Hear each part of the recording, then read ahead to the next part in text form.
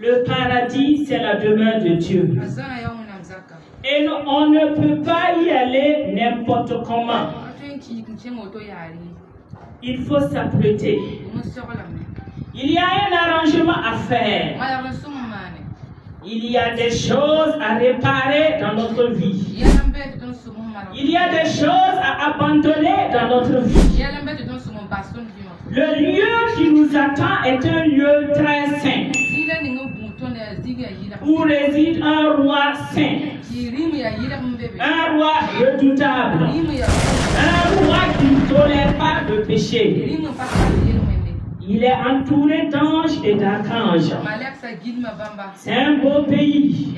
C'est un pays admirable où tu aspires, où j'aspire. Mais il y a des conditions pour arriver dans ce pays. Et ce matin, je voulais exhorter une personne à revoir sa vie chrétienne. Je veux interpeller une personne à reprendre au sérieux sa vie chrétienne. Car la négligence te fera rater son pays de rêve qu'est le paradis. Alors que j'étais chrétienne comme toutes les autres chrétiennes, je payais ma dîme. Je faisais plein de mouvements dans l'église. Je m'attelais à servir le Seigneur comme mon cœur me le demandait. Je courais ça et là pour le Seigneur, tout en oubliant que ce que nous faisons, ça s'appelle les œuvres. Pendant que je faisais tous ces mouvements, et j'étais sûr que le royaume céleste est mon partage. Fier d'être chrétienne, fier d'aller à l'église chaque dimanche. Je fus très surprise de ce que le Seigneur m'a permis de vivre. Et je peux dire que c'était le jour le plus triste de ma vie. J'ai expérimenté une chose terrible.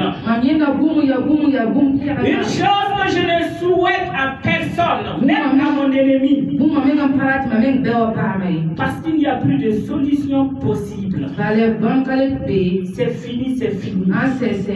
Le Seigneur m'a permis de voir un mouvement a commencé à s'opérer au ciel. J'entendais les grondements, le tonnerre et les étincelles par-ci et par-là au ciel. Et je me demandais qu'est-ce qui se passe. Est-ce que ce n'est pas l'enlèvement? C'était réellement l'enlèvement. À un certain moment donné, le ciel s'est ouvert. Et je voyais les gens qui commençaient à partir. Certains disparaissaient dans le firmament. Mais d'autres à un certain niveau, ils reviennent à terre. Et pourtant, on était dans une église remplie, où on faisait preuve de servir le Seigneur. Pendant que nous étions à l'église, une sœur est rentrée. Et la sœur a dit, savez-vous que l'enlèvement a eu lieu? Et l'église était toujours pleine. L'église était pleine comme notre église. Plus grande que notre église. Plus beau que notre église actuelle. Mais les gens n'étaient pas enlevés. Et le Seigneur m'a permis de faire une patrouille. Et les églises étaient toujours pleines. Il n'y avait que quelques personnes qui étaient enlevées. Les